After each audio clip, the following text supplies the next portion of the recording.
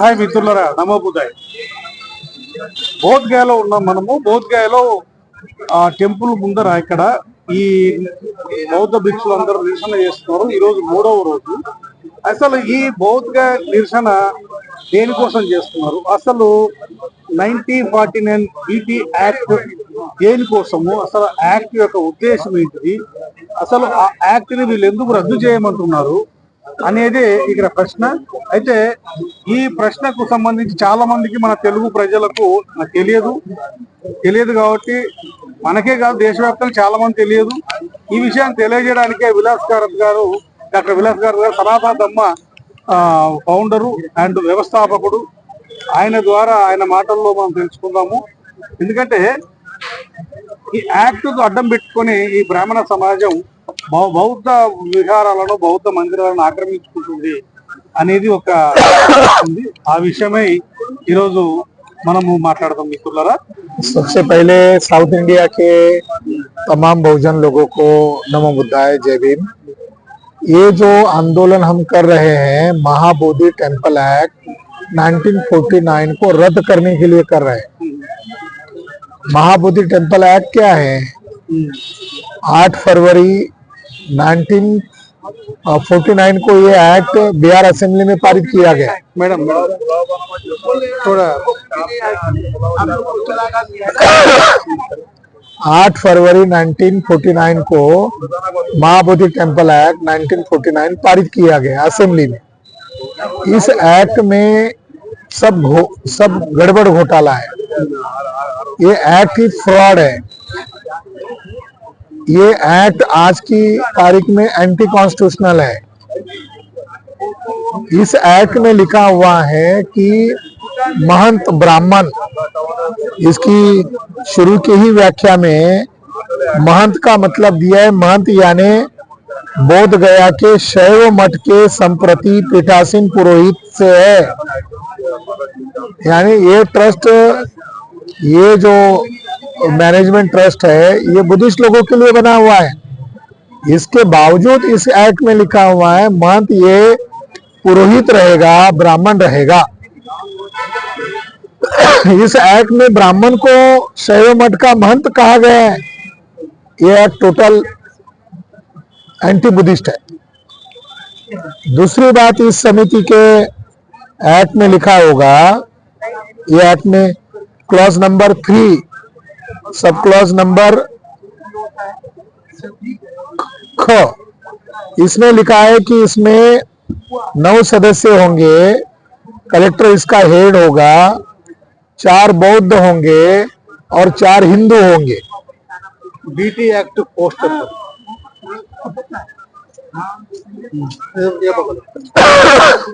इस एक्ट में ये कितना गलत शब्द का प्रयोग किया गया है। यानी महंत को आप प्रमुख बना रहे हो। दूसरा, इस एक्ट में क्लॉज नंबर 3 में लिख रहे हो कि 9 मेंबर होंगे, इसमें 4 मेंबर बुद्धिस्ट होंगे और अन्य मेंबर हिंदू होंगे। तो ये हिंदू शब्द के नाम पर ब्राह्मणों के वर्चस्व को छुपाया जा रहा है। हिंदू के नाम पर ब्राह्मणों का यहाँ पर कब्जा है, ये हमारे विरोध का मुद्दा है। ये प्लेस बुद्धिस्ट प्लेस है और विधर्मी लोगों का, एंटी बुद्धिस्ट लोगों का इसके ऊपर कब्जा होना ये हमारे लिए आपत्ति का मुद्दा है, ऑब्जेक्शन का मुद्दा है। क्लॉज नंबर 11 में लिखा हुआ है, क्लॉज नंबर 10 में लिखा हुआ है कि मंदिर में पूजा अर्चना। क्लास नंबर 10 10 में sub clause 4 okay 10 include sub clause 4। Hindi बोलो तो मैं मंदिर में पूजा अर्चना और मंदिर भूमि में पिंड दान का समुचित निष्पादन करना, मैनेजमेंट करना। तो एक्ट में लिखा हुआ है महाबोधि मैनेजमेंट कमेटी, मगर एक्ट में व्याख्या किया है या पिंडदान का मैनेजमेंट करना। मंदिर में पूजा अर्चना करना। अब उसके डबल मीनिंग निकल रहे हैं। पहला मीनिंग बुद्धिस्टों को गुमराह करने के लिए, भाई ये बुद्धा की पूजा करने के लिए पूजा अर्चना है, मगर पिंडदान के साथ अगर इसको जोड़ दिया जाए तो बुद्धा को माइनस करके ये कार्यक्रम चल रहा है। एंटी ये हमारा ऑब्जेक्शन का मुद्दा ये है। और क्लॉज नंबर 11 में लिखा हुआ है कि हिंदुओं और बौद्धों को, क्या लिखा देखो, हिंदुओं और बौद्धों को पूजा अर्चना या पिंडदान के लिए मंदिर और मंदिर भूमि में जाने की छूट होगी। तो मैं ऊपर जो व्याख्या कर रहा हूं कि पूजा अर्चना और पिंडदान के साथ अगर जोड़ दिया जाए तो ये इस अधिनियम में ये बुद्धिस्टों का विहार है, इससे पता नहीं चल रहा है, ये ब्राह्मणों का इससे पता चल रहा है। मगर नीचे क्लॉज नंबर 11 में लिखा जा रहा है हिंदुओं और बौद्धों को पूजा अर्चना या पिंडदान के लिए कोई रोक टोक नहीं होगी। इसका मतलब ये है वो पिंडदान के साथ पूजा अर्चना को अगर क्लब करके देखा जाए तो अर्थ वही ध्वनित हो रहा है, ये मंदिर ब्राह्मण लोग इस अधिनियम के तहत ब्राह्मणों का ही है और ब्राह्मणों के देवी देवताओं की यह पूजा अर्चना होगी, ऐसा इससे मीनिंग निकल रहा है। इसलिए महाबोधि टेम्पल एक्ट 1949 का हम कड़े शब्द में विरोध कर रहे हैं। और ये ब्राह्मणों का वर्चस्व स्थापित करने के लिए बनाया गया, नेहरू के द्वारा बनाया गया ये काला कानून है। और इस काले कानून को बीजेपी और कांग्रेस जिंदा रख रही है।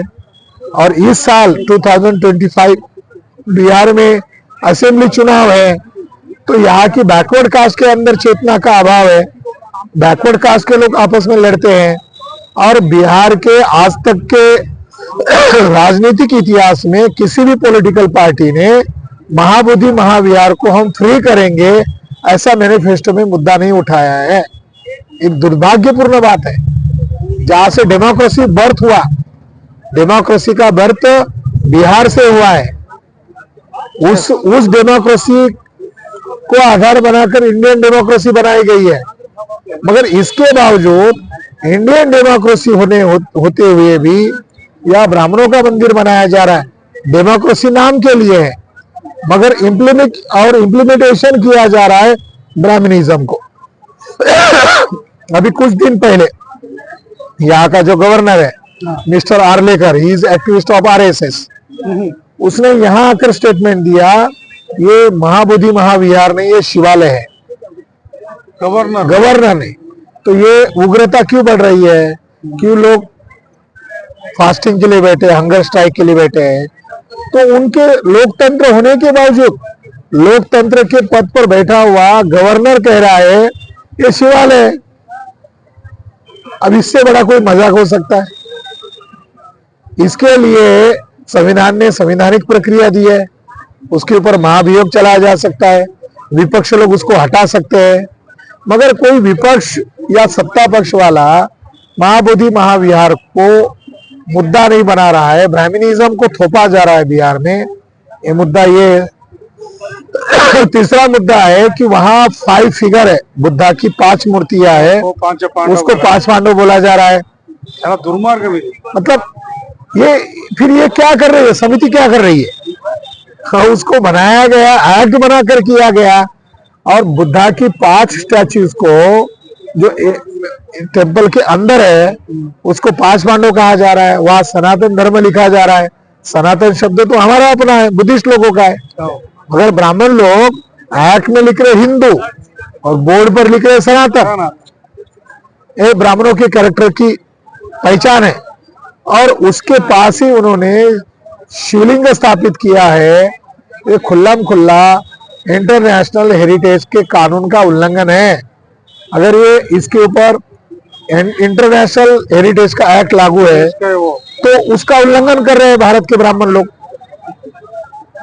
ఎంత దుర్మార్గం చూడండి అసలు యాక్ట్ అడ్డు పెట్టుకొని వీళ్ళు ఇది పూజలు చేయొచ్చు, అక్కడ పిండ ప్రదానాలు చేయొచ్చు అని చెప్పేసి వీళ్ళు క్లాజులు యాడ్ చేసుకొని బౌద్ధ మందిరాన్ని పూర్తి కబ్జా చేసుకున్నారు. అదే కాక గవర్నర్ ఒక ప్రోటోకాల్, అంటే అతను ఒక ప్రజా ప్రతినిధి, ఆయన వచ్చి కూడా ఇది శివాలయం అని చెప్తే ఒక బౌద్ధ మందిరంలో వచ్చి అలా చెప్పడం ఎంతవరకు కరెక్ట్? ఇది బౌద్ధ విహారం వచ్చేసి యునెస్కో వరల్డ్ ప్రపంచ వారసత్వం.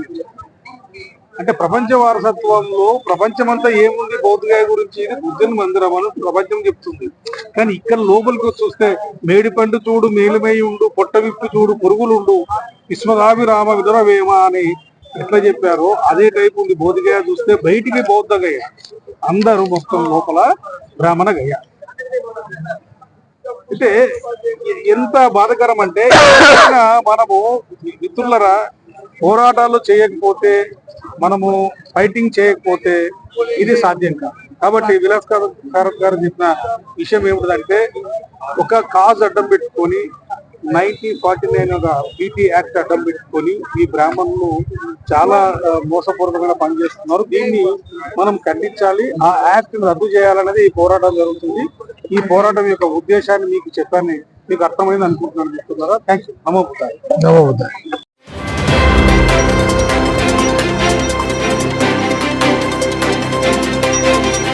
బహుజనుల గుండె చప్పుడు మీ బహుజన 9 న్యూస్.